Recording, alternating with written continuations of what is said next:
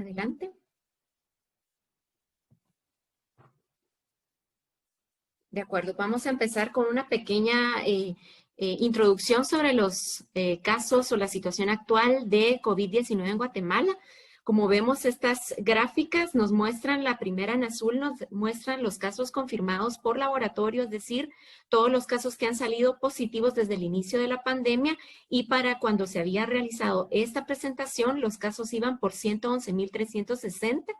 Como vemos, el pico máximo se alcanzó el 2 de julio del año presente y los casos positivos vienen en descenso y se mantiene todavía un porcentaje de positividad considerable. Luego, regresemos por favor. Después tenemos en negro todos los fallecidos, que en total han sido 3.823. Y el pico máximo se alcanza el 9 de julio de este año y siguen mostrándose fallecidos hasta el momento, hasta noviembre, ¿verdad? Seguimos adelante. La gráfica en rosado o morado nos muestra todos los casos que han sido tamizados, toma en cuenta los positivos y los negativos, y en negro podemos ver cómo ha sido el comportamiento de la positividad de las muestras, ¿verdad?, que han sido analizadas. Y siempre tomando en cuenta de que dentro de los negativos tenemos también, como se ha realizado pruebas de antígeno, también recordar la capacidad de las pruebas de antígeno para detectar los casos que cuando salen negativos tendrían que ser confirmados. La gráfica en negro nos muestra que la proporción de los positivos se encuentra arriba del 10%, no superando el 20%. Y la última gráfica nos está mostrando cuántos casos han sido tamizados por 100.000 habitantes en las diferentes tonalidades de morado, observándose que la mayor cantidad de casos tamizados ha sido a nivel central. Y el morado más claro que muestra que ha sido 1.000 o menos de 1.000 casos que se han tamizado en esos departamentos.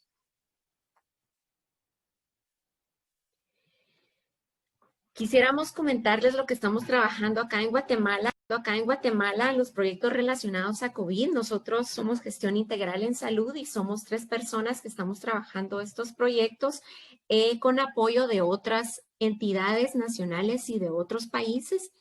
Y se resume en 2 grandes grupos. Los proyectos que estamos trabajando, el primero es el Plan de Masificación de Pruebas de Detección de SARS-CoV-2, el cual lo que busca es verificar y tener en el país un LAMP colorimétrico y utilizar muestras de saliva en sustitución a hisopado nasofaringio. Creemos que el uso de la saliva en lugar del hisopado podría ser una opción más cómoda para los pacientes y para ello estamos desarrollando un estudio para verificar esta muestra como una opción para detección de SARS-CoV-2.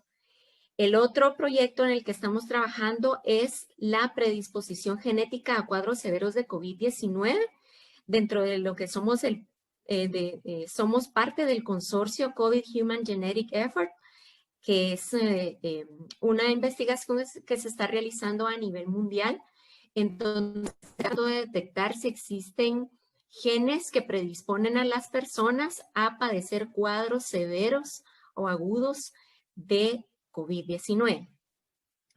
A continuación, vamos a tener la presentación de Silvia Zúñiga, quien es ingeniera molecular en el Instituto Karolinska de Suecia. Ella también es guatemalteca y está trabajando con nosotros los proyectos acá en Guatemala.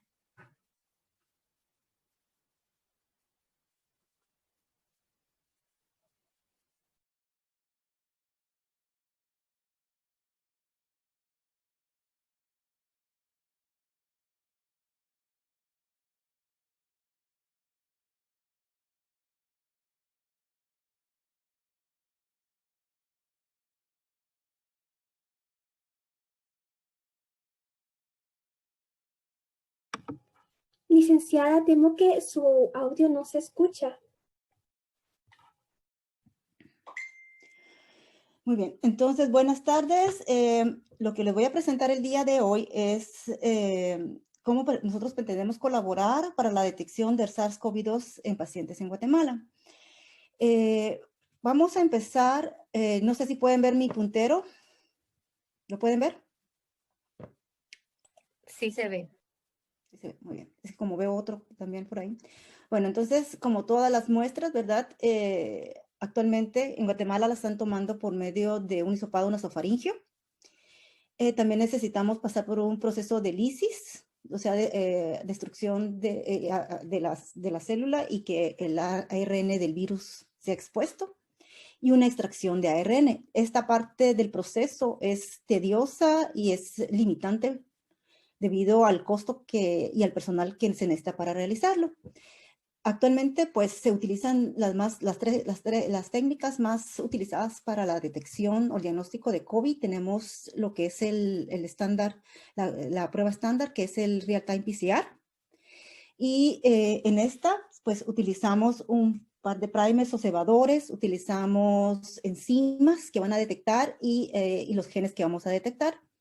También utilizamos una sustancia fluorescente que va a detectar en la amplificación del virus en su determinado concentración. Entre más pronto la concentración más alta, vamos a obtener una curva de positividad más rápida. Dos métodos es la amplificación isotérmica, que es la que vamos a hablar a continuación. Y también podemos utilizar el CRISPR, que la limitante de CRISPR es que primero se necesita hacer una amplificación histotérmica y después se utiliza, es una herramienta de edición genética. Muy bien, para la parte, las ventajas y limitaciones cuando comparamos el Real-Time PCR con la LAMP, bueno, las ventajas es claro que todo el mundo la está utilizando, es un método bien estable y el tiempo, lo malo puede ir de 1 a 2 horas dependiendo de la plataforma, si es una plataforma automatizada o se hace manualmente, o una parte del procedimiento se hace manualmente, y un bajo rendimiento. También una de las desventajas es que pueden dar falsos positivos, después vamos a hablar de esto, mientras que LAMP lo proponemos puesto que es una técnica fácil de hacer, sensible, barato, rápido y da un alto rendimiento y necesitamos una poca infraestructura para poder realizarla.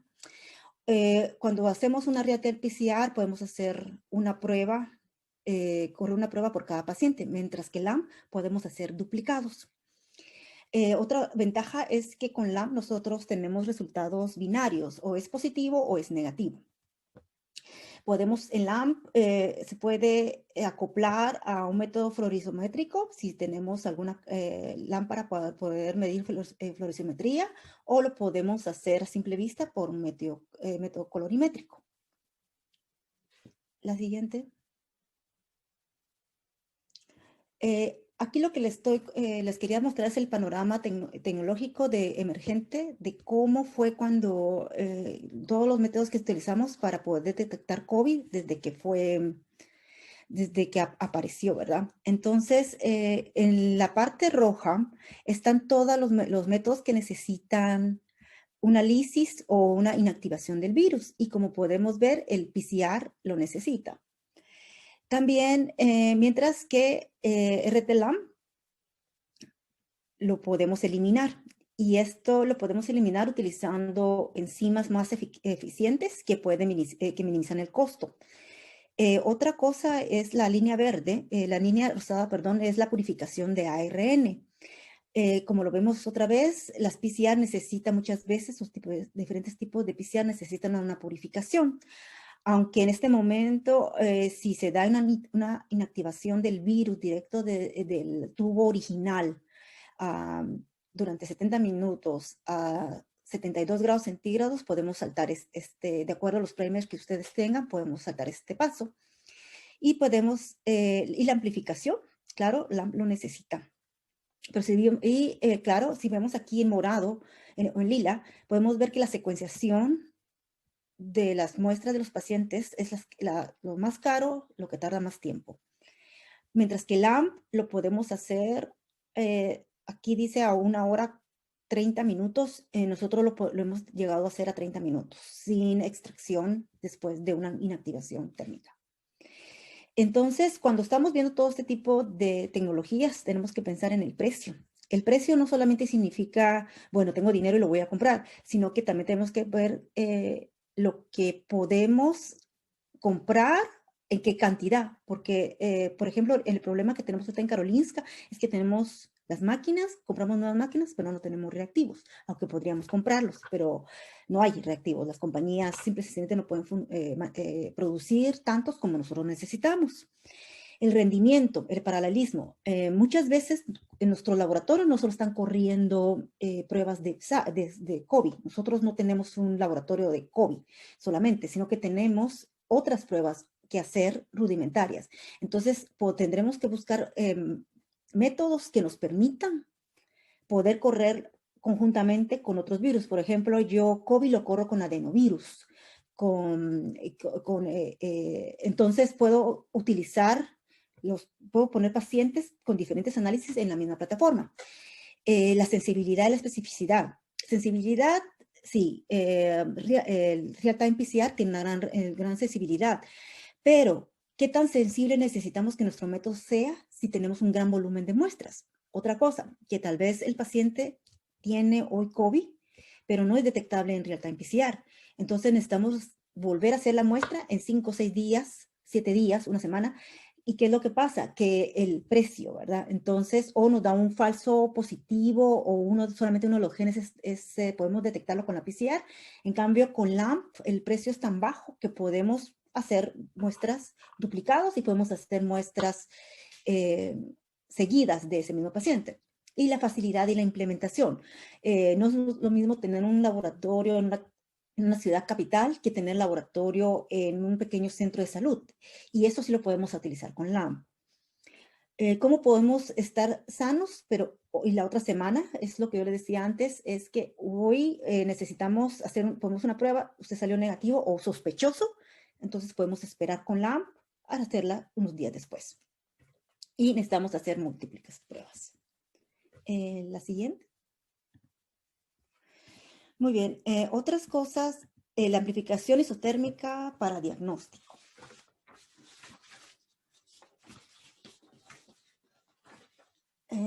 Cuando empezamos a hacer en el laboratorio, les voy a presentar, cuando empezamos a hacer en el laboratorio de Vicente Palecano, ellos empezaron a pensar, bueno, ¿qué es lo que primero tenemos que pensar para poder tener nuestro LAMP? Entonces, lo primero que hicieron ellos fueron detectar la detección.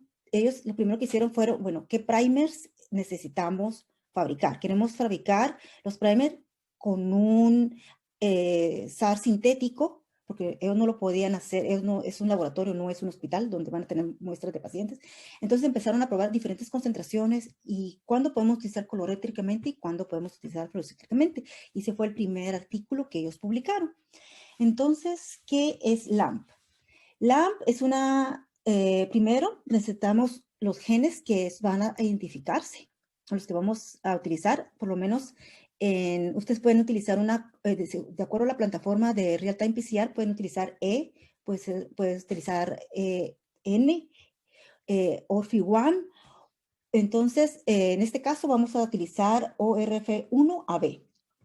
Por ejemplo, siempre utilizamos 6 conjuntos de cebadores. Después logramos una plantilla de ARN rojo que se transcribe, perdón, una plantilla de ARN que se transcribe en forma inversa y se desplaza después de la síntesis de la primera hebra. Los sitios de unión del cebador externo se añaden en el paso de amplificación posterior. Y la estructura de cDNA con mancuerda resulta actuando como molde para más rondas de amplificación.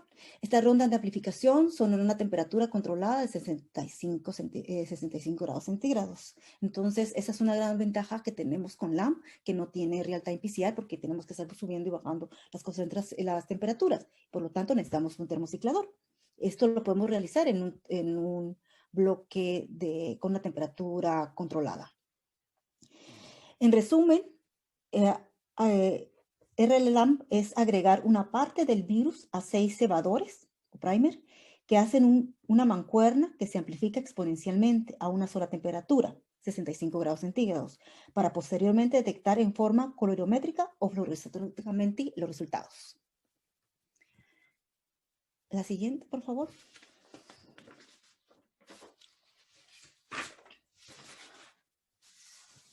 Entonces, vamos a resumirlo cómo podemos sobrepasar las limitaciones actuales. Entonces, nuestras limitaciones actuales, primero tenemos lo que es la muestra, la extracción de ARN, necesitamos un termociclador y necesitamos hacer un reporte. Las muestras actualmente son tomadas en Guatemala con hisopado nasofaringio. También podemos, con LAMP, podemos obtenerlos y lo hemos probado con hisopado de garganta, nariz, y nuestro gol es hacerlo con saliva. ¿Por qué con saliva? Primero, como ustedes lo saben, si ustedes han hecho algún hisopado nasofaringio, es bien molesto, especialmente son niños, hay gente que no da positivo la primera vez, entonces hay que tomárselo después, varias veces, la gente, pues, además es caro el hisopo, y entonces lo que queremos hacer es saliva. La extracción de ARN, como les indiqué anteriormente, pues tarda mucho tiempo, se necesitan reactivos especiales. Entonces, ¿realmente es esencial para RLLAMP? No. Y después tenemos los equipos, los termocicladores son caros y limitantes, no podemos comprar todos los que quisiéramos. Y otra cosa es que recuérdense que todos los laboratorios estamos tratando no solo de diagnosticar COVID, entonces no podemos utilizar, bueno, tengo 2 termocicladores, entonces los 2 termocicladores van a ser solo para COVID. No, necesitamos hacer adenovirus, rotavirus, otros virus, y no podemos simplemente decir o especificar que estos termocicladores van a ser para COVID. Entonces, ¿qué alternativa tenemos si no utilizamos un termociclador? Entonces, ese es un pequeño ejemplo de lo que dijeron, que tenemos unos compañeros lo hicieron. Es una pequeña taza de té, mantuvieron la temperatura con un termómetro a 65 grados centígrados y pusieron su pequeña placa de muestras a 68, pero puede ser a 65, y después tuvieron su plaquita con sus resultados colorimétricos. Los amarillos son positivos y los rojos son los negativos. La siguiente, por favor. Muy bien, entonces actualmente nosotros estamos trabajando y colaborando con 2 grupos, como les indicó Nancy. Uno de los grupos en el cual también soy coautora del artículo es del Karolinska Institut. Y en este lo que hicimos fue la detección del SARS-CoV usando productos no comerciales con muestras de pacientes. El segundo grupo con el que colaboramos es el grupo del profesor Knopp en Alemania. Lo que vamos a trabajar con ellos son muestras de saliva de pacientes de Guatemala. Entonces, mientras que con Vicente va a ser la verificación de la RT-LAMP en el Laboratorio Nacional. La siguiente. Entonces, les voy a presentar uno de los resultados que encontramos en los dos artículos que les mencioné anteriormente. Entonces, lo primero que hicimos fue la purificación o optimización de las enzimas LAMP. Tenemos 2 enzimas in-house que hizo el grupo. Estas son llamadas B59 y B716. Como les expliqué en la primera parte, antes de empezar el LAMP, ellos fabricaron sus propios primer in-house que se llaman ILACO. Entonces, lo que hicimos fue, durante 60 minutos a 65 grados centígrados en un termociclador con SARS-CoV-2 sintético. Entonces, lo primero que hicimos fue que tomamos un enzimas comercial que está detallada, es publicada y está a la venta, y utilizamos diferentes concentraciones de nuestro buffer. Entonces, lo que queríamos ver era cómo la concentración del buffer iba influyendo en la enzima comercial. Entonces, ¿cómo podemos ver esto? Llegamos a la conclusión que en el 150 de concentración de cloruro de sodio, podemos ver que si vemos aquí son las copias de ARN, este es el control negativo. Nos podemos dar cuenta que a 150 micromoles de cloruro de sodio, las curvas de su city value son bien marcadas y separadas. Entonces podemos saber, mientras que en otras concentraciones no hace una separación clara. Entonces, esta es la concentración del buffer que necesitamos es cloruro de potasio, sí, es cloruro de potasio, perdón. en la concentración adecuada para esta enzima. Entonces, la siguiente fase fue que ya teníamos, no sé por qué me cambiaron a esa. En la siguiente parte fue la parte B, que lo que hicimos fue que dividimos segmentos de tiempo, rangos de tiempo de las diferentes, de los que íbamos tomando los resultados, otra vez con las concentraciones de las enzimas y las concentraciones de nuestro buffer.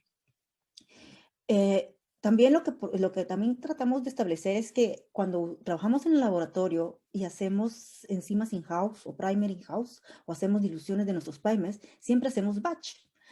Entonces, es muy relevante la cantidad de batch que hacemos. Yo recomiendo no hacer batch grandes porque, puesto que sacamos y ponemos de una cadena fría a trabajar en la mesa del laboratorio, eso, las concentraciones van bajando y el virus simple y sencillamente es tan inestable que un cambio de temperatura puede dañar nuestros resultados, ¿verdad? O dar falsos resultados. Después tenemos, entonces lo hicimos también con las enzimas y nos dimos cuenta que esta es la concentración ideal de nuestras enzimas. Tenemos que para esta enzima, la B59, obtuvimos a los 10 micromoles y para la 7.16, 50. Podemos ver que nuestro control negativo nunca se amplificó. También podemos ver que las concentraciones donde podemos decir que nuestro límite es en esa concentración de la enzima. Y podemos ver también que nuestra enzima 5.9 es más estable cuando a diferentes temperaturas con diferentes concentraciones. Entonces, esa es la enzima que creemos que podríamos trabajar en ese momento. La siguiente, por favor. Después, otra cosa que hay que evaluar cuando uno hace un LAMP es comparar los diferentes métodos comerciales, de transporte de las muestras.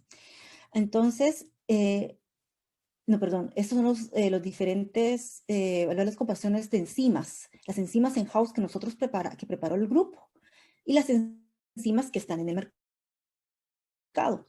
Todos comparamos con OneStar, es la comercial, todos los métodos de RLAMP que yo he encontrado o he leído están correlacionados con esta enzima. Entonces, lo importante de esto es que, por ejemplo, nuestra enzima, en la primera parte, aquí tenemos los primers in-house, que es el que se creó en el primer artículo que se realizó el grupo Palecano, y este es un primer comercial. Entonces, nos podemos dar cuenta que nuestra enzima in-house tiene un valor parecido a una enzima comercial con el primer que logramos. Entonces, ¿por qué utilizar esto? Primero, esta enzima es muy cara y esta es la enzima in-house. Entonces, si comparamos los dos y nos damos cuenta, tienen valores muy, muy parecidos. Entonces, podemos encontrar que esta enzima funciona mejor con este primer al compararse con la otra enzima. Después también nos dimos cuenta que esta enzima con el primer comercial para la enzima 7.16 tiene muy buenos resultados. Entonces podemos decir con qué enzima, con qué primer va a funcionar y podemos seguir haciendo nuestros experimentos con LAMP ya con pruebas reales. La siguiente. Esta es la parte en la que yo trabajé, en la parte del artículo. Y lo que hice fue que dividimos los grupos, me pidieron dividir todas las muestras con diferentes tipos de transporte, de medios de transporte.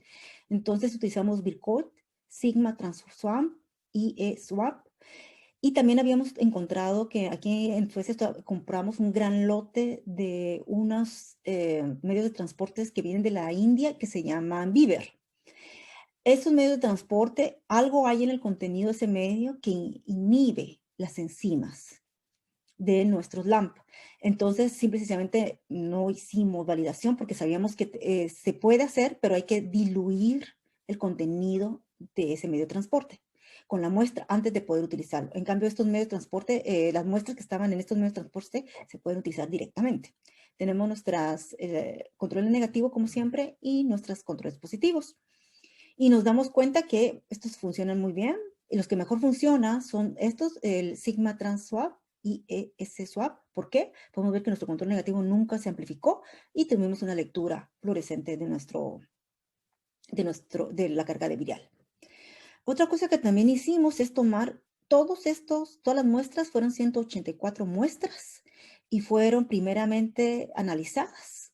Los sitios values venían de GeneXpert. No hicimos Real-Time PCR, sino que hicimos GeneXpert, que es un Real-Time PCR en 45 minutos. Lo que queríamos ver aquí era si los resultados que obtuvimos con el GeneXpert concordaban con nuestros valores obtenidos por lab. Y sí, concuerdan. Se pueden dar cuenta ustedes que tenemos, estas son las diferentes enzimas con los diferentes primer y Wormstart. Entonces, sí, realmente quedan en los mismos valores. Nuestro LAMP llegó a tener el 93% de comparación con el GeneXpert, lo cual es es muy buen resultado. Otras dos cosas muy importantes, la sensibilidad de nuestro método. Entonces, lo que nos dimos cuenta es que cuando utilizamos con nuestras enzimas in-house, utilizamos una combinación de los dos primers, estos primers que son comerciales, obtuvimos mejores resultados. Entonces, perdón, con la combinación muchas veces obtuvimos los mejores resultados, son las verdes, cuando las concentraciones del virus es bien alta.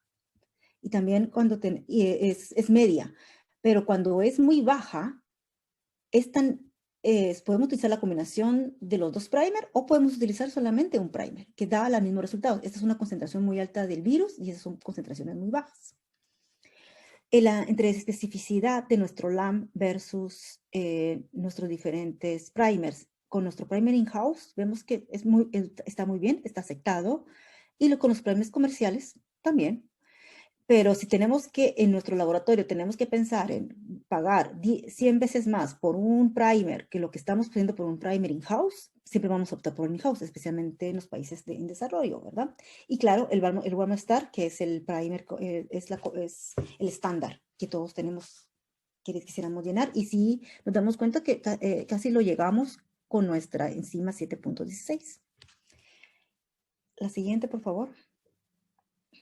Estos son los resultados que se obtuvieron en Alemania. Y esta gráfica es muy importante, creo yo, porque podemos ver primero una placa de... nosotros en Suecia utilizamos nuestro LAMP en pequeños tubos de 30 microlitros, pero ustedes también pueden utilizar una placa, pueden ponen su master mix primero de LAMP y después agregan las muestras y pueden tener muestras duplicadas. Lo que podemos ver aquí es que tenemos una línea de city values estos city values vienen de un termociclador.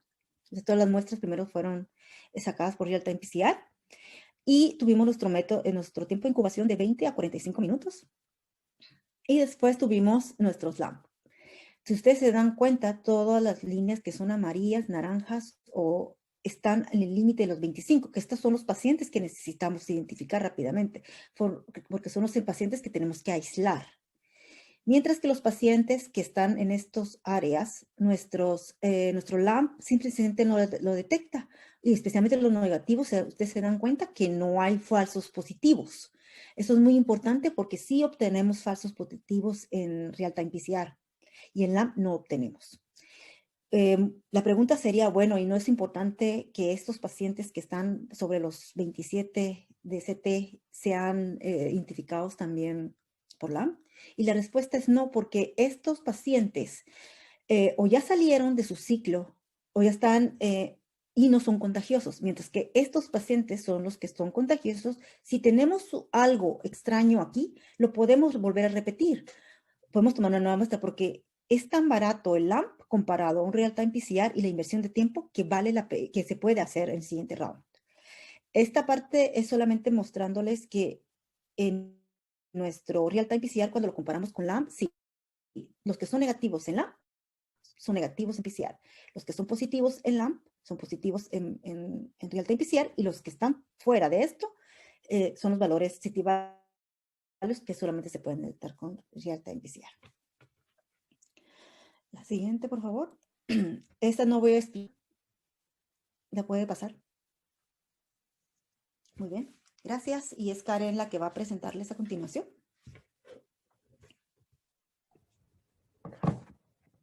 Bueno, entonces nosotros tenemos una línea de trabajo en GIS en base a lo que Silvia nos acaba de explicar sobre la técnica de RT-LAMP, y consiste en dos grandes fases. La primera es evaluar el desempeño, y la segunda es poder traducir toda la información que generemos en el laboratorio hacia el campo, ¿verdad? Porque eso es lo importante, que podamos aplicar lo que estamos optimizando, lo que estamos desarrollando.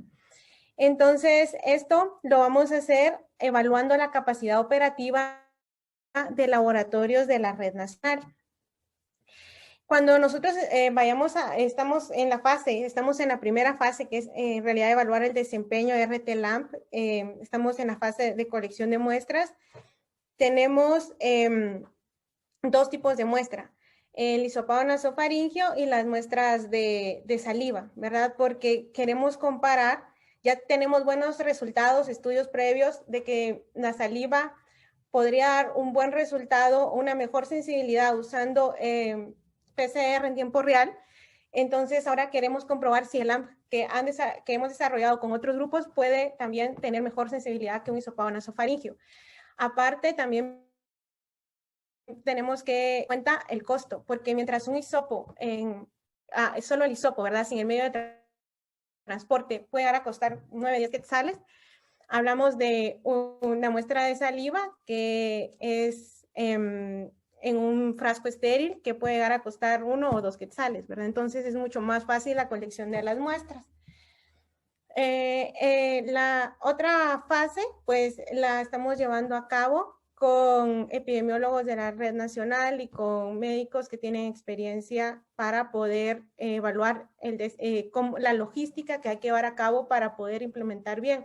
Porque muchas veces pues, hay métodos, pero no tenemos bien un flujo de trabajo o una logística para poder llevar esas pruebas a los lugares donde es necesario. Siguiente, por favor. Luego tenemos el equipo con el que estamos trabajando en la primera fase. Hemos estado trabajando con el laboratorio del doctor Vicente Pelechano, que es donde Silvia trabaja también en el Instituto Karolinska. Luego tenemos también el laboratorio CANOP, con el que estamos haciendo la comparación de la muestra de hisopado nasofaringio y de las que a un principio pues fue un consenso de cómo podemos diseñar el estudio para tomar las dos muestras al mismo tiempo a un paciente. ¿Cuál se debe tomar antes? ¿Cuál se debe tomar después? Que en ambos, ¿verdad? No podemos utilizar un medio de transporte en la muestra de hisopado nasofaringio y en la otra solo solución salina, sino que en ambas tiene que ser el mismo la solución que se utilice. Entonces, en ambos, pues, estamos utilizando la solución salina y, pues, al parecer tiene muy buena estabilidad también. Siguiente, por favor. Luego, pues, también aquí en Guatemala nosotros estamos trabajando de la mano con el Laboratorio Nacional de Salud para poder verificar con ellos los métodos que estamos proponiendo.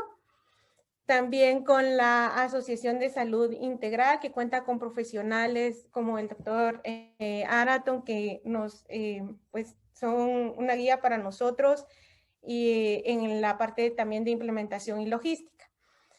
Por otro lado, pues también hemos creado una red centroamericana para fortalecer las capacidades en la región, porque nos dimos cuenta desde un inicio de la pandemia que no tenemos la capacidad operativa, porque si nos recordamos a un inicio estuvimos en un escenario donde las personas, donde los fabricantes pues daban prioridad a los países en donde ellos tienen toda su operatividad. Entonces, esto pues nos vino a afectar porque era más difícil obtener los reactivos para nuestra región, porque nosotros no tenemos una fábrica donde se puedan producir enzimas o donde podamos tener nuestros primers sintetizados.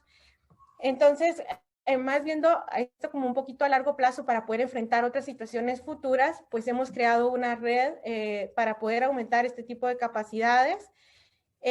Tenemos en República Dominicana al doctor Modesto Cruz, que él ha trabajado en LAMP con tuberculosis, con dengue, con otro tipo de enfermedades, entonces tiene experiencia en la logística y también en el diseño de la técnica. Luego tenemos también al doctor Andrés Gática de la UCR y él ya ha podido, por medio de técnicas de clonación molecular, pues tener algunas enzimas producidas en su laboratorio. Y también tenemos al doctor Carlos Ortega de El Salvador, que también ha estado trabajando activamente en poder implementar y llevar la saliva a El Salvador, ¿verdad? Siguiente, por favor. Bueno, como Nancy les habló, estamos trabajando en 2 líneas de trabajo. Luego tenemos otra línea de trabajo que yo creo que este sí es un tema aparte, un tema un poquito más extenso, pero solo así en resumen lo que tratamos de elucidar con este otro proyecto es que nosotros podemos observar, así como en la gráfica de la izquierda, ¿verdad?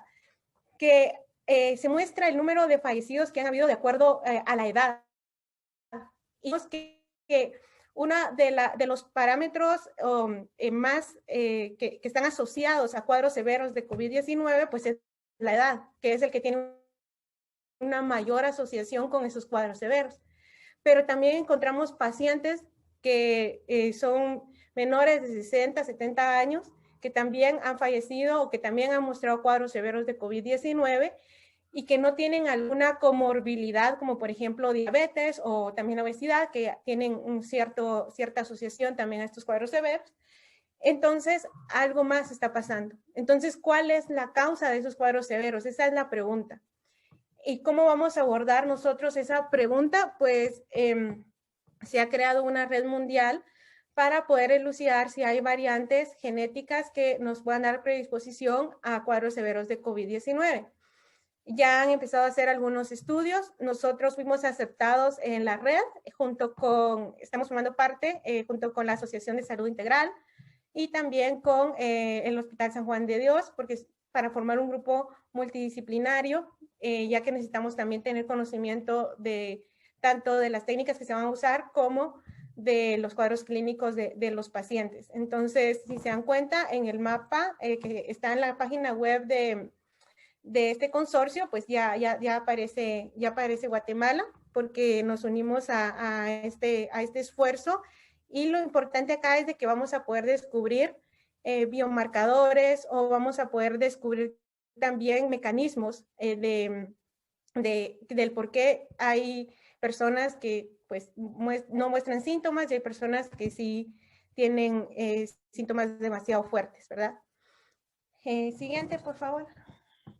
Bueno, entonces muchas gracias por su tiempo, por estar acá. Ya saben que de igual forma, aunque tengamos la falsa seguridad de que ya todo ha pasado, todavía no ha pasado, todavía tenemos que seguir nuestras reglas de distanciamiento social, usar la mascarilla y pues ser conscientes de que tenemos que cuidarnos y cuidar a nuestras familias también.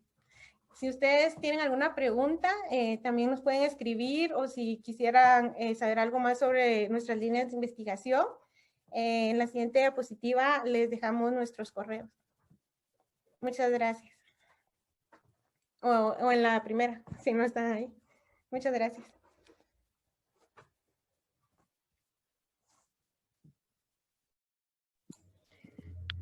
Muchísimas gracias, licenciada.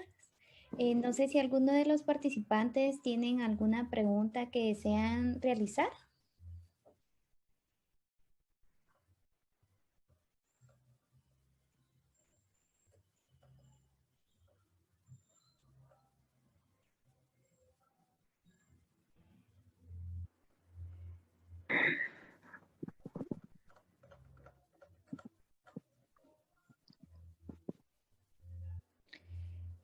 Eh, Yo más que una pregunta, más bien quería felicitarlas a las integrantes del equipo por todo lo que están haciendo, o sea, están poniendo en el mapa Guatemala. Esa es la realidad. Muchísimas gracias. Muy interesante la nueva tecnología, además de su utilidad con el fin de obtención de muestras mucho, pues es mucho más fácil obtener una muestra de saliva que un hisopado nasofaríngeo, como bien lo indicaron. Es mucho más cómodo para los pacientes, va a ser mucho rápido, en fin, trae muchísimos beneficios.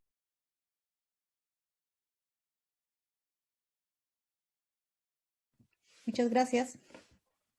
Acá pregunta Camilo Carías si podrían brindarnos su contacto para, ya que en la presentación, en la última no estaba, no sé si se podría Sí, brindar a los participantes. sí, Yo creo claro. que en la primera diapositiva, Kenny, ahí está los correos. Ahorita voy, pero Gracias.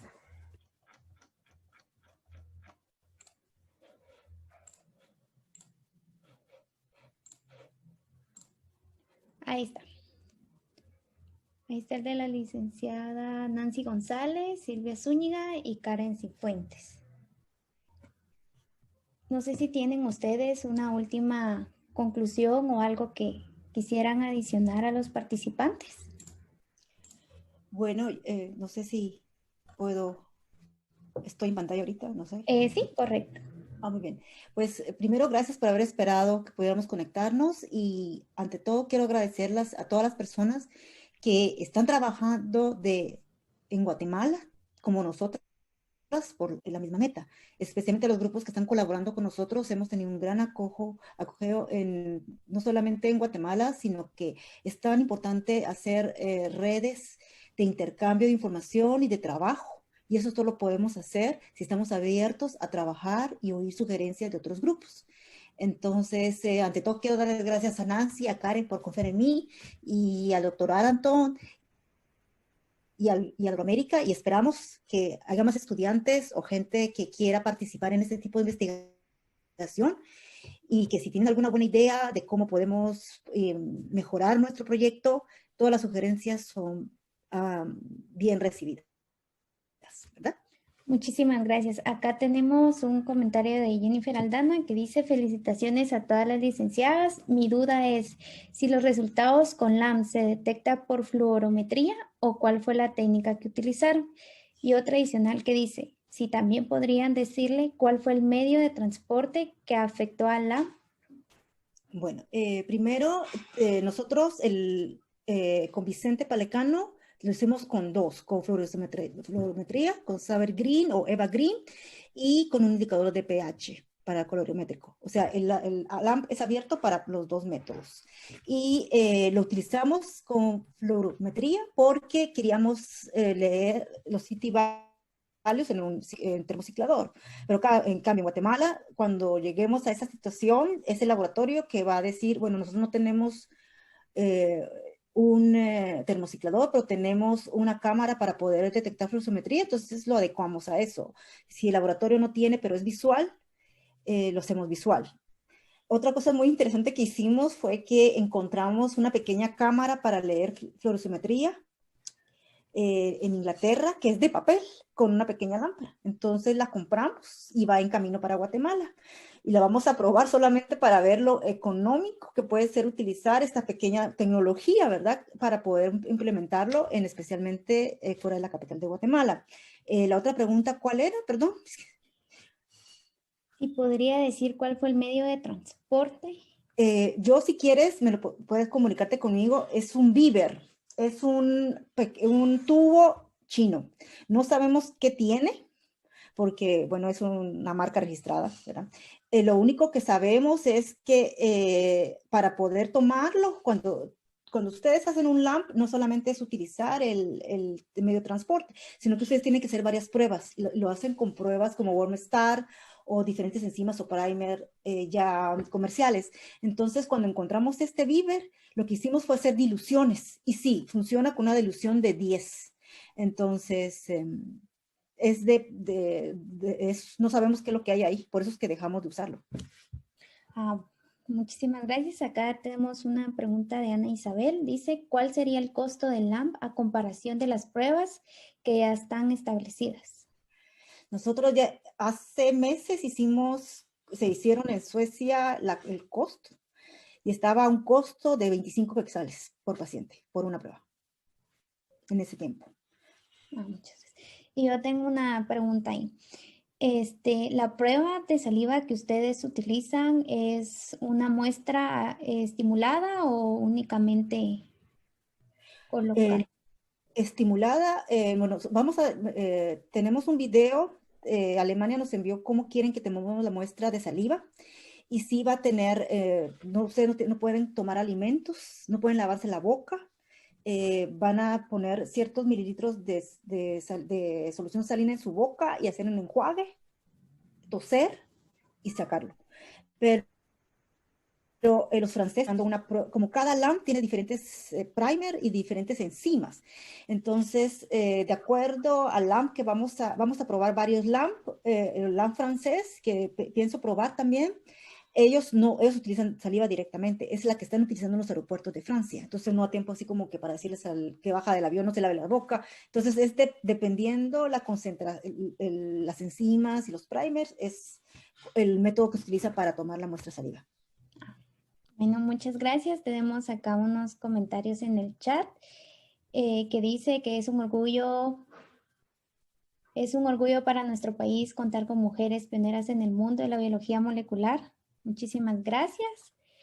Y hay una pregunta acá de Camilo Carías que dice, ¿se consideran los mismos riesgos de contagio para el personal de salud que toma la muestra comparado con la muestra común que es un hisopado? Sí, claro que siempre en cualquier toma de muestra de paciente vamos a seguir las normas que son tener equipo de protección. Yo cuando tomo las muestras, aunque yo ya tengo anticuerpos para COVID, manejamos todo el equipo de protección, que la persona se sienta segura para poder tomar la muestra, ¿verdad? Entonces, sí, siempre se tienen que tomar las mismas normas de seguridad para el personal. Muchísimas gracias.